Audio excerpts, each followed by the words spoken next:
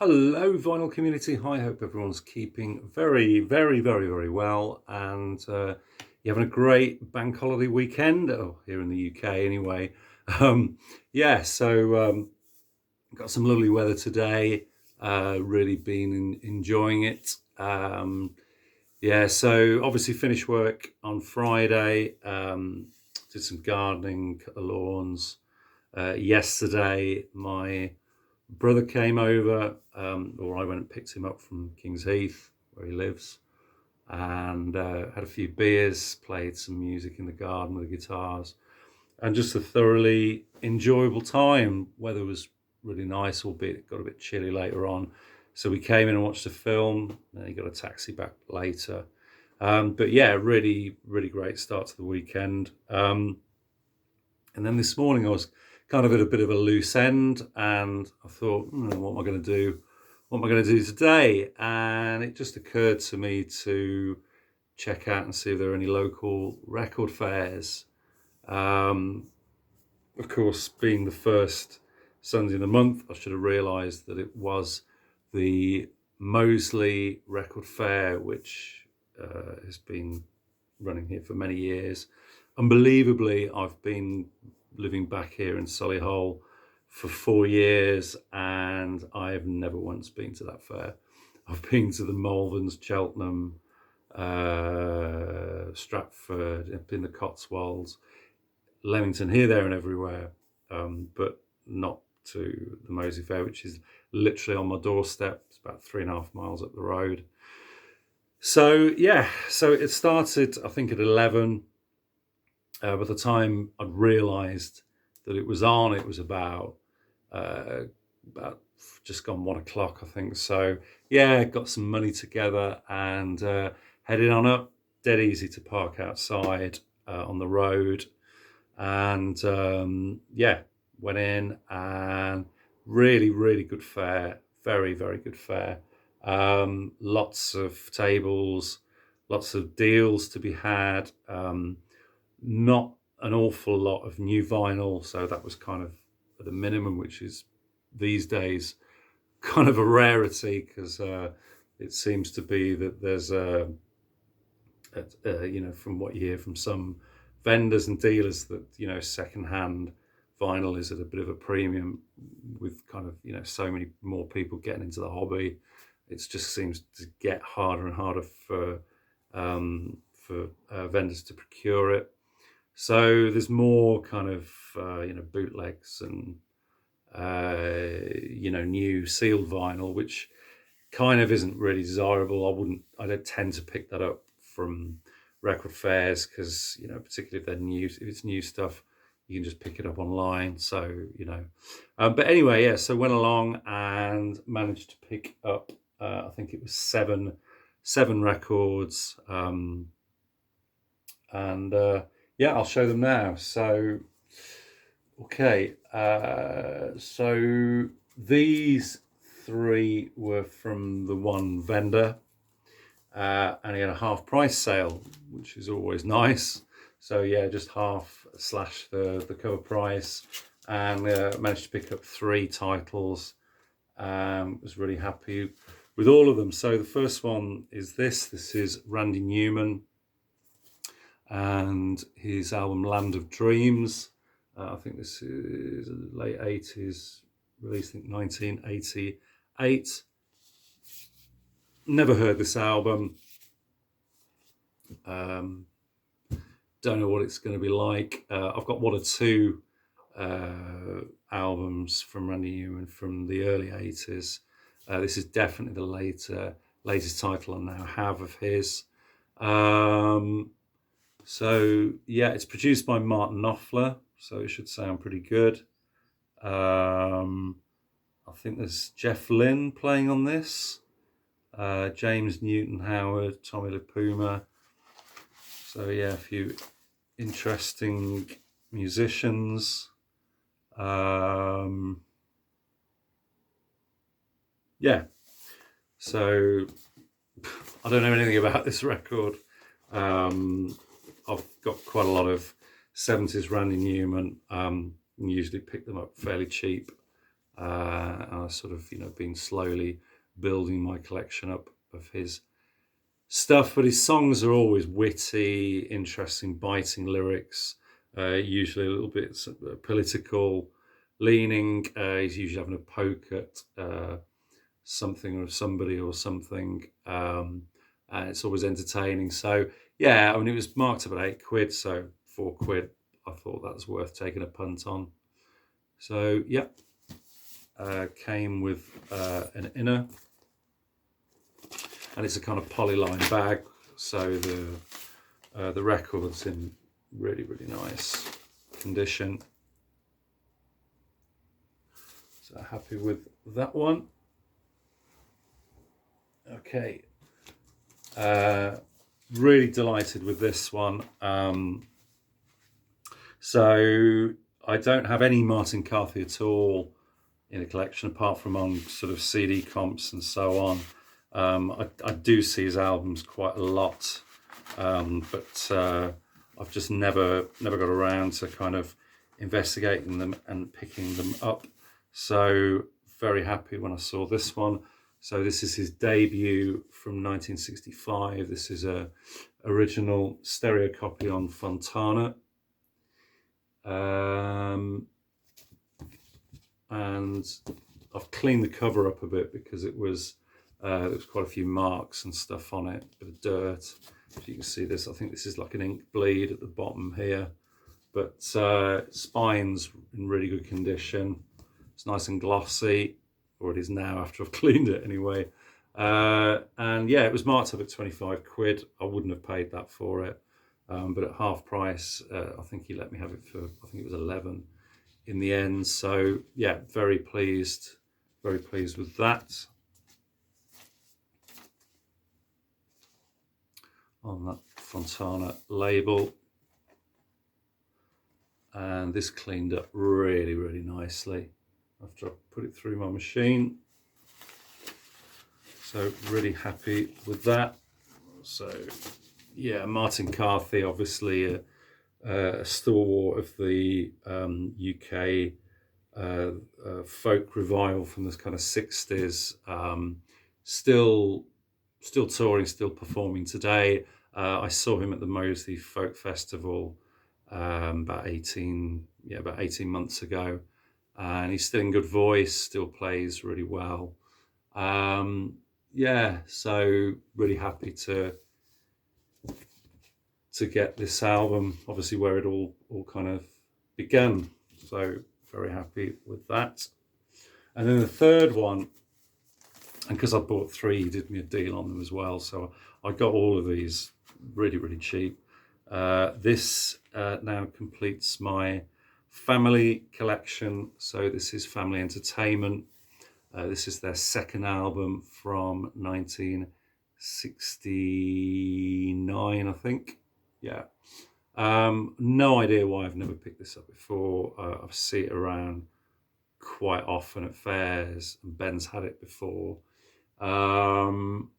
It's probably not my favourite of theirs, to be honest. I love the first album. The first album is just so good, and this I always think is a little bit of.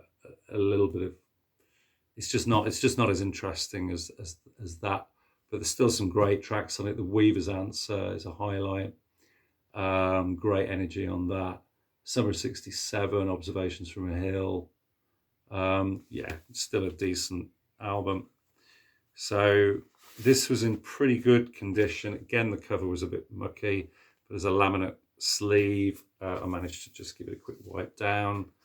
And there was also a seam split at the top here to about here, but I managed to fix that. Didn't come with a poster, but it did come with this lyric insert, and that's in nice condition, no tears or anything. I don't think it's a first press because it's not on the Tricolour Steamboat label, but I think it's probably a second press. It's definitely an early one because it's got the laminate cover.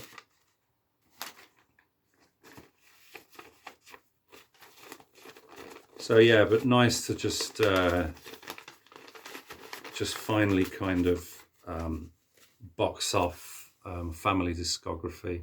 There is a kind of a best of comp, but I probably won't bother with that unless I'm not that much of a completist. But yeah, got all their studio albums now, so yeah, good to finish that. Okay, this one I was really pleased to get because I just don't see her albums in the wild at all. And this is the one with the song on that I really wanted as well. So delighted to find this. So this is the wonderful June Tabor. This is Airs and Graces. So this is her 1972 release.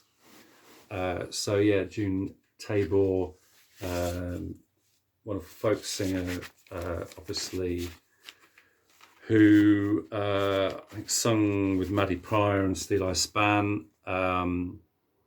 She certainly did an album with. There is an album that they did where they doubled up. I haven't got it, but I have seen that record. But yeah, she's just one of just the pillars of UK folk. Her voice is just fantastic. And this particular album has the sublime version of the band played Waltzing Matilda. Obviously the song about the First World War, incredibly poignant song. The lyrics of the horrors of the war, and then the protagonist kind of coming home, and it's as if nobody was waiting for him, and it was like a kind of forgotten. And if ever there was a song that just kind of depicts why people shouldn't fight wars and why we shouldn't just have conflicts like that, it's just amazingly poignant, and probably one of the most affecting performances of any song I've heard, in terms of kind of emotional gravitas and stuff. Really moving. But yeah, really pleased to get this on the folk label Topic, of course. And I got this for, I think it was £12, which I thought was a really good price. Because as I say, I just don't see June Tabor albums at all. So very pleased to get that one. Okay, and then the third one I picked up from the same vendor. Did a little bit of haggling on, and it was a little bit controversial, which I'll explain in a minute. So so this is the Pretty Things and their 1970 album Parachutes, which I think was the one that they came after SF Sorrow. I much prefer this to SF Sorrow, as much as I like that album, but this, I just think the quality of the songwriting on this is just a complete step up. It's fantastic. Original gatefold, lyrics, laminate cover on wonderful EMI Harvest.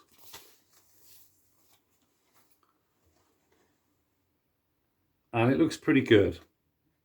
It does look pretty good. There are a few marks and scuffs on it, but for a 54-year-old record, what do you expect, kind of thing.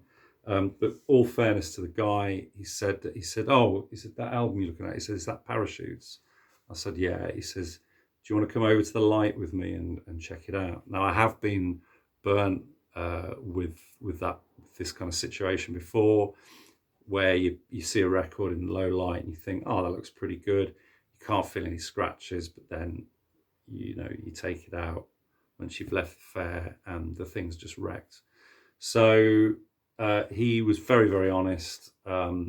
He says that a majority of his records, and I can attest to that because I looked through a lot of them, are VG Plus or better. He reckons that this is not quite a VG plus, hence the price. And he did knock a few more quid off it as well. But he said basically, I mean, I just turned around to him and I said, look, I don't really care. I expect that the record at that age is going to have some play wear. You know, it's not going to be mint. If it was, it would be like 3 times the price. So, but he said, I just said, does it play all right? And he said, well, as far as I know, it does. Now, whether he's telling the truth or not, I don't know. But what he did do is give me his number and his details. He says, I'm at this fair every month. He says, if you get it home and there's an issue with it, bring it back. I'll refund your money. No problem at all. So I thought that was really good. You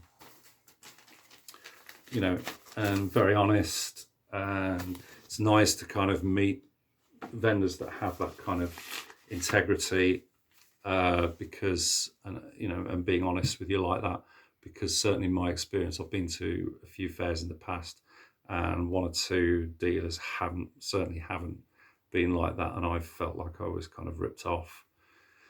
So yeah, but delighted to get this, because I've streamed this album quite a lot. I really enjoy it, and I think it's their best album, and just delighted to finally get, which on the face of it, because I haven't played it yet, but it looks a pretty decent copy. There's a little bit of a bend on the corner here, and the laminate's just coming away a little bit, but other than that, spine's in good condition. That's a pretty nice copy. So yeah, really, really happy to get that one. Okay. Okay, I was watching the video a little while back with Richard McCook and James Griffiths, and they were talking about Steve Harley, obviously on his passing recently, and talking about obviously their discography. It's a really good video. If you haven't seen that, go over and check their channels out and watch it. So I was kind of a little bit ambivalent with Steve Harley, other than the first album, which I've had for many years, which I really, really enjoyed, The Human Menagerie, and they were singing the praises of the second album, Modo. So I thought, what the hell, I'm going to pick this up. So the guy got parachutes from. He had this really nice copy with the original lyric inner, and it's a lovely, lovely copy. It's probably the cleanest copy of this I've seen. I have seen some reissues and originals that aren't always in the best condition yet. So really, really happy to get this.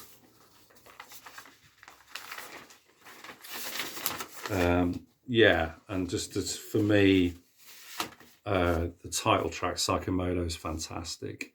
Obviously it's got the single as well, I think, which was Mr. Soft, which is a kind of fun, kinksy kind of Ray Davis type of song. It's just really entertaining. Ritz is great. Cavaliers, just a really, really, really nice listen.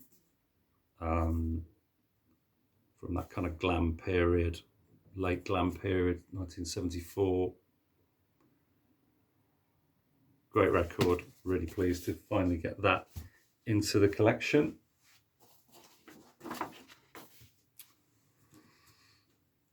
Okay, and then finally sticking with the kind of with the kind of humorous pop music. I finally picked up. I've seen this album several times, but it's usually been more than what I paid for it here. Not always in as good a condition, but I do like this artist and the group that he was a member of. So this is Neil Innes, and this is How Sweet to Be an Idiot. So this is a solo album, I assume. After the Bonzo Doodah band had split up, or maybe we're on a hiatus. Viv Stanshall maybe was doing other things, and I don't know don't really know the history too well of the band, but I know Neil Innes was a sort of principal songwriter, just a great musician. He's worked with the Pythons and Eric Idle and so on, and the Ruttles, etc., etc. Just like he's. I think he had a TV program as well in the '70s called the Guinness Book of Records, which I think was a BBC program that he had, basically parodying music. And he's just it's just great comic pop music, just really, really entertaining, witty, amusing stuff. Of course, the title track, How Sweet to Be an Idiot, everybody will probably know from Liam Gallagher of Oasis, who utterly ripped it off for Whatever back in the 90s, which I think he ended up getting sued, quite rightly, and having to pay, I think, majority or not all of the royalties to Neil Innes. So yeah, but really pleased to get this on United Artists, but in a Decca bag. Records in really nice condition.